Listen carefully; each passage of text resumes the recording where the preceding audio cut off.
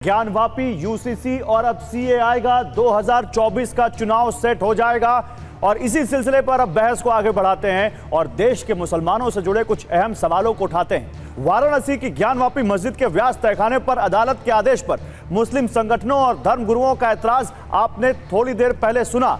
अब हम इस मुद्दे को और बड़े कैनवस पर ले जाते हैं। उत्तराखंड में आज यूसीसी यानी यूनिफॉर्म सिविल कोड पर रिपोर्ट मुख्यमंत्री पुष्कर सिंह धामी को सौंप दी गई और ऐसा कहा जा रहा है कि 6 फरवरी को यूसीसी बिल विधानसभा में पेश होगा और 7 फरवरी से राज्य में लागू हो जाएगा।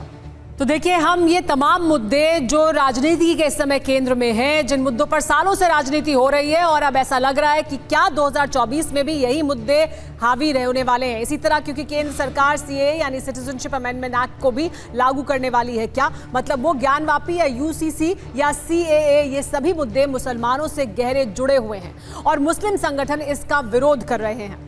हमारा सवाल यह है कि ऐसे संवेदनशील मुद्दे क्या राजनीति से प्रेरित हैं? यूसीसी या सीएए जैसे मुद्दे एन 2024 के लोकसभा चुनाव से पहले क्या जानबूझकर उछाले जा रहे हैं? कैसे मुद्दों से 2024 के चुनाव को सेट करने की कोशिश की जा रही है? जी बिल्कुल, और इन तमाम मुद्दों पर आज हम बहस करेंगे।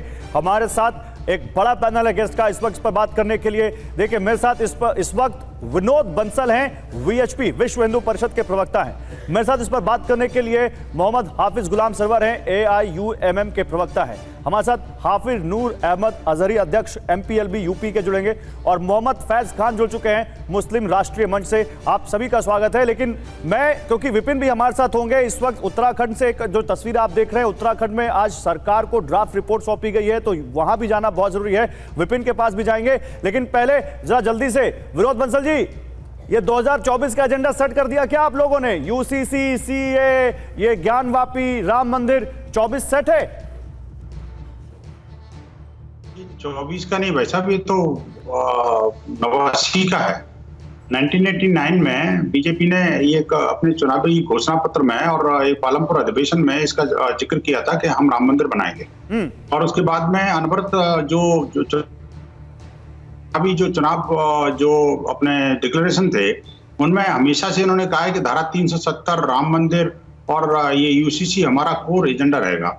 अब देखिए, यूसीसी जो है वो जैसे जैसे हमारे भारत के अभिन्न अंग जो आज जिसको दुर्भाग्य से वो पाकिस्तान, बांग्लादेश, अफगानिस्तान बन गया, वहां पर जो जब हिंदुओं के साथ अत्याचार होने लगा, पापाचार होने लगा, उनका धर्मांतरण होने लगा, तो वो वहां पर न सिर्फ हिंदू बल्कि सभी उन पीड़ितों को भारत सरकार ने लेने का संकल्प व्यक्त किया। और ये तो बेसिकली 1950 का जो नेहरू लियाकत समझौते का हिस्सा है, तो उसमें कुछ नया कुछ नहीं है। लेकिन हाँ, 370 हटा, ये हमें इस बात का गर्व है।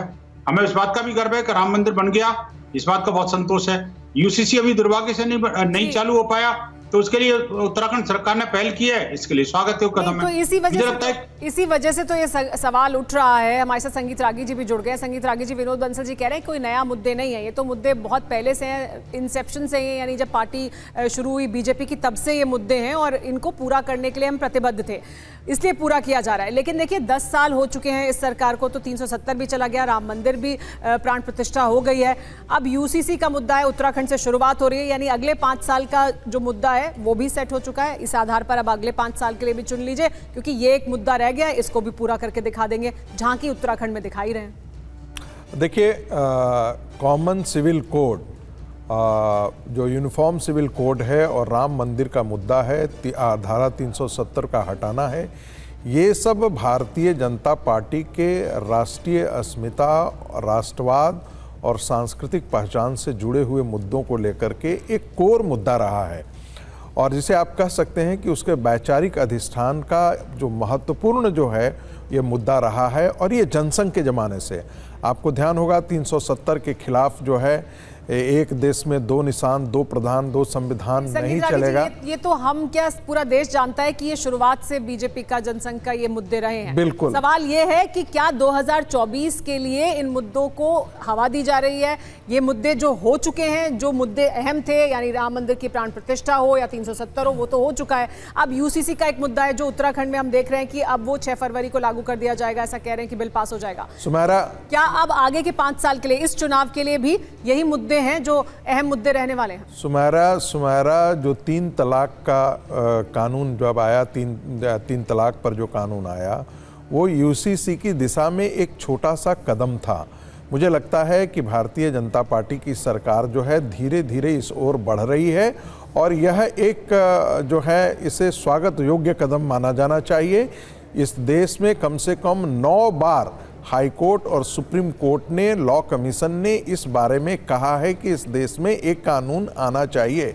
यदि इस देश का बहुत सारा समाज जो है क्रिमिनल लॉ एक मान सकता है तो सिविल लॉ एक मानने में कोई बुराई नहीं। मैं जरा इसी पर जरा विपिन के पास जाता हूं। विपिन हमारे साथ जुड़े हुए हैं सर। संगीत जी, विपिन इस वक्त देहरादून से हैं। देहरादून में क्योंकि आज वहां रिपोर्ट कॉपी सौंपी गई। विपिन, जरा लोगों से बात करिए, वहां के लोगों की क्या राय है? UCC, uniform civil code Uttarakhand में लागू हो सकता है ऐसा कहा जा रहा है, वहां के लोग इसको कैसे देख रहे हैं?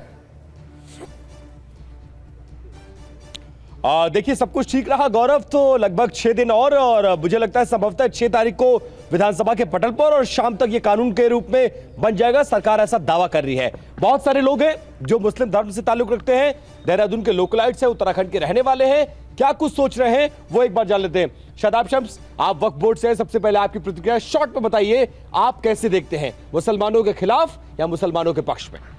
इसमें हिंदू और मुसलमान है ही नहीं। हाँ। ये तो देश का कानून है। हाँ। और मैं कहता हूँ यूनिफॉर्मिटी आएगी, सबके लिए समान अधिकार होंगे। हाँ। अब बेटियों को पर मिलने जा रहे हैं। हाँ, ये बात है, जो मुस्लिम बेटियां पिछड़ गई थी, किसी भी बेटी को अधिकार थोड़ी मिल रहा था, कागजों में थे। अगर ऐसा कानून अब अधिकार मिल रहा है। माता जी कैसे देखती हैं आप तो खुद भी मुस्लिम हैं। पहले आप... मैं धामी जी को मुबारकबाद देना चाहती हूँ। हाँ। कि उत्तराखंड में हमारे लिए बहुत अच्छा। नाम बताइए जरा अपना।